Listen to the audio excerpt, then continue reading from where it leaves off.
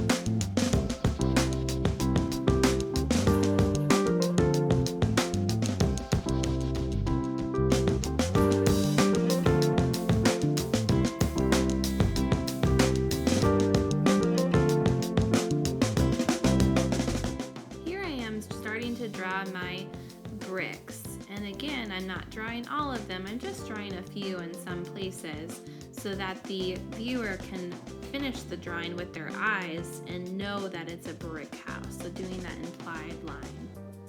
So you can see I'm starting to add a bench. This bench my husband made for me during one of our anniversaries, and it's really special to me. And it's something that's really unique and special that's sitting outside of our house. I want you to look at where you live and find that really unique thing that's different from other people, and make sure you draw it, because that's what makes your home so special, those little details that are different. When I'm finished with my pencil drawing, I'm going to use a Sharpie, and I like to use a black Sharpie to trace over my pencil lines. If you don't have a Sharpie, use whatever's on hand. You might have a black marker, a black crayon, something that's dark that you can really go over your pencil lines and make your drawing stand out.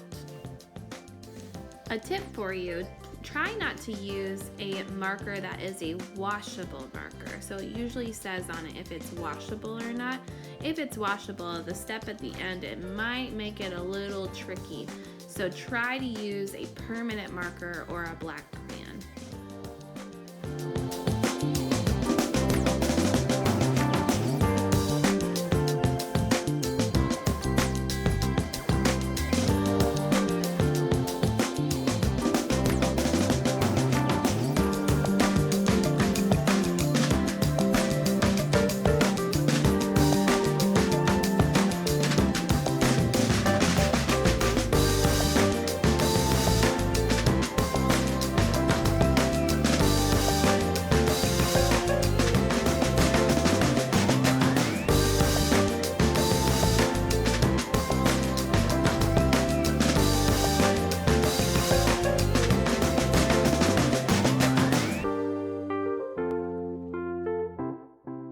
Once I'm done tracing with my black crayon, my black Sharpie, or maybe even a black pen, something that's permanent, I'm going to start to color with my crayons. We've talked about this a few times. I always like to mix my crayon colors together and not just use one plain crayon color.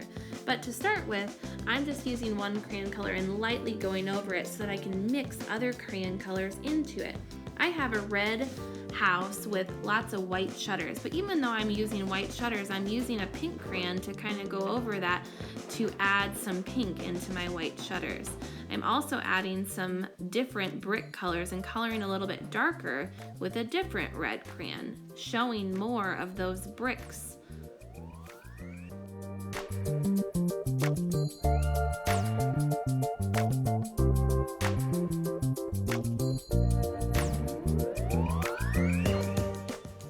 When I finished up with my bricks, I added some black crayon around my drawing to show some shadows. So even on my white shutters and on my windows and doors, I'm using the black to make it have some depth and almost make the house look more 3D by just coloring some parts with my darker black crayon.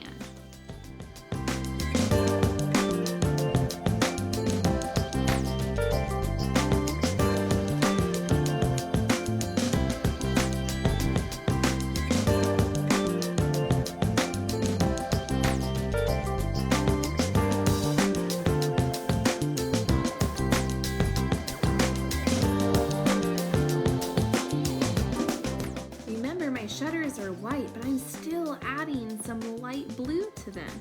I'm looking really close because even if something looks white or a really plain color, if you look at it even closer, you can see some other colors mixed inside of them. So really use your artist eyes and look at your home and try and see all those different details and colors and really make it look like the place that you live.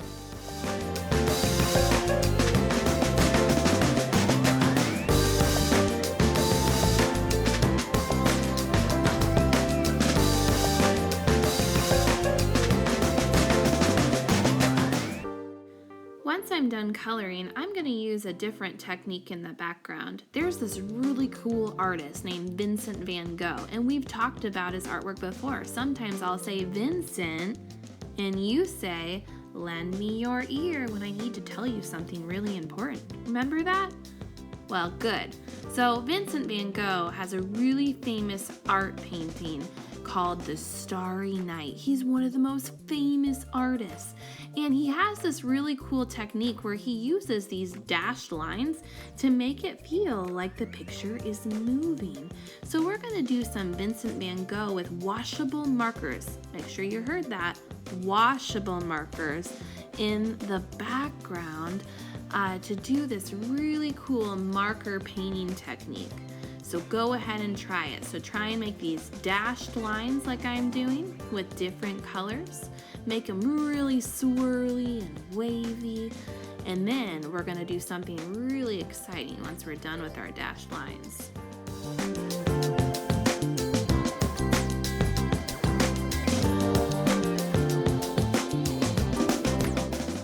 When you're done with your dashed lines, the next step is to get a water cup and a brush and to paint your water markers with water.